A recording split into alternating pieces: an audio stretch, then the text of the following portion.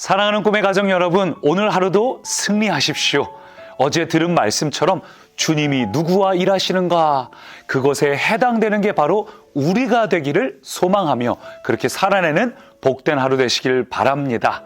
오늘은 마가복음 8장 14절부터 26절까지의 말씀입니다. 오늘 말씀을 이해하기 위해선 바로 앞에 8장 앞부분에 있던 사건을 알아야 되는데, 마가복음 8장에는 칠병이어의 사건이 나옵니다.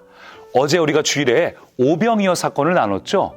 오병이어 사건은 마가복음 6장에 기록된 사건이고, 6장을 건너뛰어서 8장으로 넘어가면 마가복음 8장에는 칠병이어 사건이 일어납니다. 떡이 7개예요. 또 달라진 게 있는데, 그 음식을 먹고 남은 것이 7 광주리가 남았다고 말합니다. 그래서 떡이 7개, 칠병이어. 이 7이라는 숫자는 완전 숫자를 의미하죠. 그래서 떡이 7개라는 것은 하나님은 우리가 무엇이 필요한지를 다 알고 계신다. 우리의 모든 필요를 다 알고 계신다는 거예요. 그리고 그것이 우리에게 공급되어질 때 남는 것이 7 광주리가 남았다.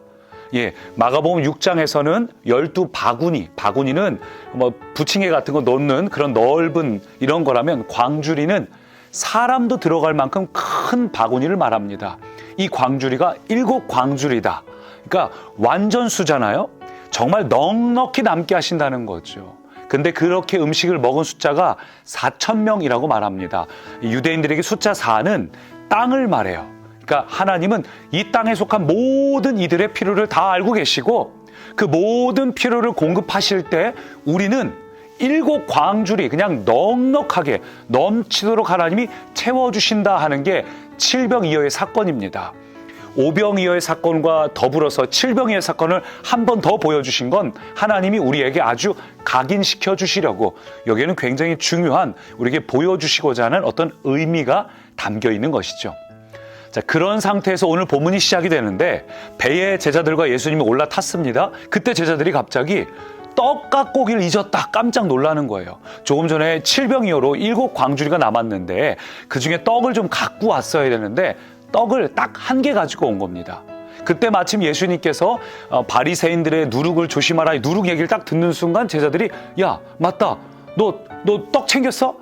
나 안 챙겼는데. 너 챙기지, 막내야, 뭐 하고 있냐, 이러면서 서로 떡을 안 갖고 왔다고 야단났다. 그리고 예수님이 뭐라 야단치시는 거 아니냐, 큰일 났다, 염려하고 근심하는 그런 장면입니다.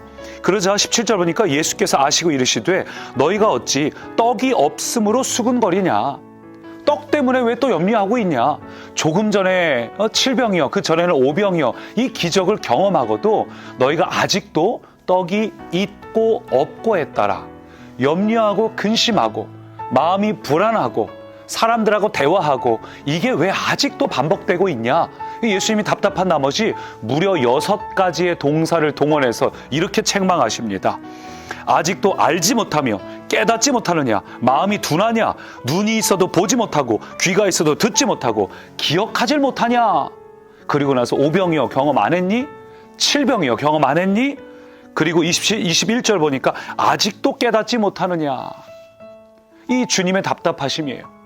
그렇게 기적을 경험했음에도 여전히 또 염려하고 근심하고 불안해하는 제자들의 모습이 또 우리 모습 아니겠습니까? 우리가 그렇게 많은 기적을 경험하고도 여전히 우리는 당장 내 수중에 떡이 없으면 벌써 또 불안하고 어떻게 하면 좋을까? 그렇게 많은 은혜를 경험하고도 내 자녀에게, 내 상황에, 어떤 미래에 염려가 생기면 금세 걱정하는 게 우리의 모습이죠.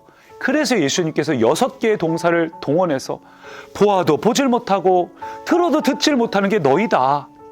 그리고 그 다음에 이들이 도착한 곳이 벳세다라는 동네입니다. 벳세다는 어부들의 집이라는 뜻을 가지고 있어요. 벌써 누구를 위한 스토리인지 감이 오시죠? 예수님의 제자들이 다 어부 아니었습니까? 근데 벳세다에서 많은 기적을 일으켰겠지만 그중에 한 가지 기적이 소개가 되는데, 벳세다에서 시각장애인 한 명을 만납니다. 근데 시각장애인을 고쳐주시는 장면이 예수님의 기적 중에 유일무이하게 단번에 고치질 못하고 2번에 걸쳐서 고칩니다. 다 단번에 고치셨는데 여기서만 2번에 걸쳐 고치십니다. 그래서 처음에 안수를 하고 나서 뭐가 보이냐 물어보니 24절 보니까 나무 같은 것들이 걸어가는 것을 보나이다. 사람이 명확하게 보이지 않아요. 뭔가 커다란 게 좀 움직이는데 그게 뭔지 모르겠지만 일단 보이기는 보입니다. 근데 아직 명확하게 보이진 않아요. 그러자 25절 보니까 다시 안수하심에 그가 주목하여 보더니, 여기서 주목이라는 단어는 우리가 막 당 떨어졌을 때 초콜릿 같은 거 먹으면 갑자기 눈이 선명해지잖아요. 사실 이렇게까지 선명해질 일을 경험하시면 건강에 좋은 게 아닌데, 눈이 또렷하게 보이는 거 있죠? 그런 상태가 주목하여 보더니, 그리고 나서 모든 것을 밝히 보는지라. 2단계에 걸쳐서 보게 되는 거죠. 그러니까 이 제자들이 처음에는, 이 제자들에 대한 이야기죠. 벳세다가 어부들의 집이니까. 이 제자들이 처음에는 기적을 아무리 경험해도 좀처럼 깨닫지 못하다가 갈망은 생겼어요. 뭔가 보이기 시작하니까, 뭔가 하나님이 기적을 일으키시니까 갈망은 있지만 아직은 명확히 보이지 않다가 나중에는 결국 그들이 좀 더 명확해지고 완전히 보게 될 것을 예수님께서 이 장면을 통해 보여주시는 거죠. 예수님이 오병이어와 칠병이어 기적 이후에 제자들에게 왜 아직도 깨닫지 못하느냐, 이 답답하신 예수님의 마음을 우리가 조금 더 정확하게 이해하려면 요한복음 6장으로 넘어가면 거기서는 오병이어의 기적 이후의 스토리를 조금 더 설명하고 있잖아요. 사람들이 막 예수님을 왕으로 모시려고 올 때 예수님께서 뭐라 그러십니까? 너희가 떡을 떠 먹고자 해서 이 떡 때문에 나를 왕으로 삼고자 하는구나. 근데 너희들에게 필요한 건 떡이 있고 없고가 아니라 내가 생명의 떡이다. 내가 하늘의 양식이다. 나를 제대로 믿기만 하면 떡이 있고 없고는 아무 문제 없다.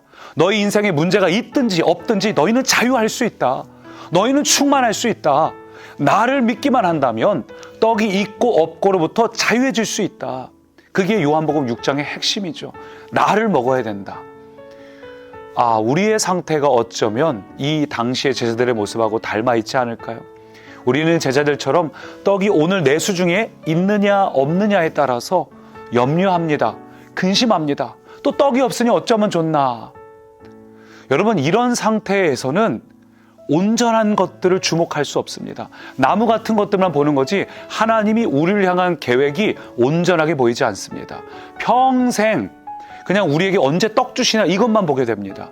여러분, 그게 구약으로 표현하자면 광야에 행진하는 백성들의 모습이에요.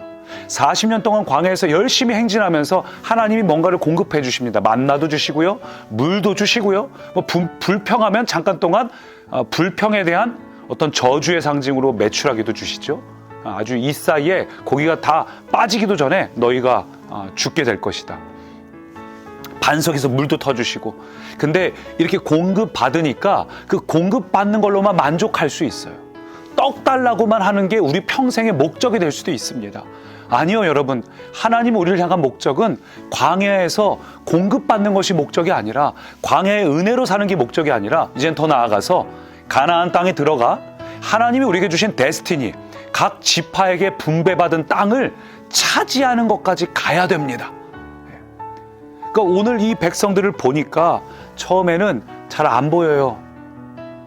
뭔가 경험은 해요. 하나님이 공급해 주신 오병이요, 칠병이요, 공급은 하지만 아직 하나님의 뜻이 명확히 뭔지 몰라요. 날 향한 하나님의 데스티니가 뭔지 모릅니다. 날 향한 하나님의 계획이 뭔지 모릅니다. 그래서 주님께서 넌 어째 봐도 보지 못하고 들어도 듣지 못하고 기적을 경험해도 맨날 두려워하고 염려하느냐. 이제는 생명의 떡을 먹고 자유해져서 더 이상 떡이 있냐 없냐에 신경 쓰는 인생이 아니라, 떡 달라고 기도하는 인생이 아니라, 주님, 이제 제 데스티니는 뭔가요? 제 목표는 뭔가요? 제가 무엇을 하기를 원하시나요? 하나님은 우리가 그런 본질적인 질문까지 가기를 원하십니다.